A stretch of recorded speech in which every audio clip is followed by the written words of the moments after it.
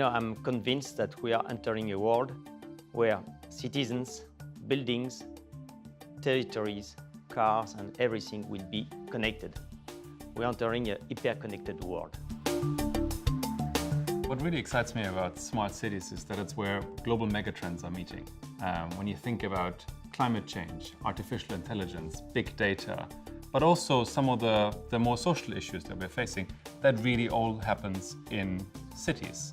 And smart cities can be one solution to some of these challenges. It's important that we think about three different levels. The first one is the easy one, technology. The second one is we need to find new solutions.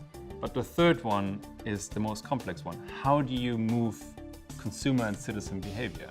And a lot of that is through giving people incentives, giving better education, and nudging people along the way.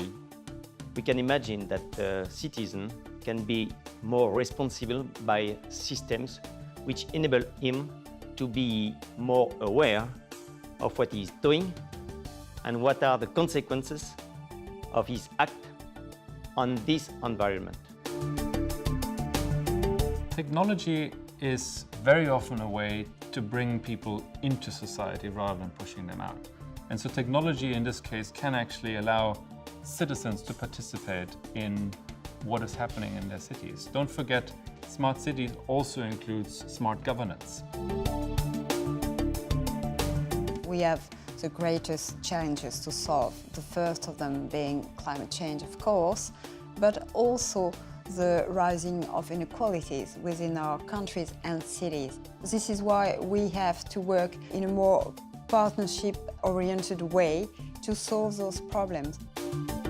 If we move towards this smart connected future where electric vehicles are probably one of the first practical things we see on the streets, how does that play out from a social divisiveness or to say the other way around, a social inclusiveness agenda? Now, one of the interesting stories is what's coming out of Norway. When you unpack that story a little more, it has some interesting consequences. That's effectively ended up as tax subsidies for what it transpired was predominantly owners of Teslas.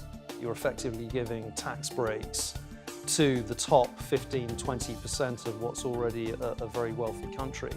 As politicians position future transport solutions into the market, they have to be positioned at a price point and at an accessibility level which looks like a solution for all citizens.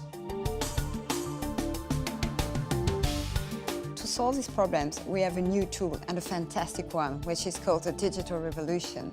And with this revolution, it's not only a tool, it's also another way of considering issues. We now learn things on why people move that way and not that way in a city, and we now know why, and we now understand the patterns. And with this, I would say, enhanced knowledge, we can act.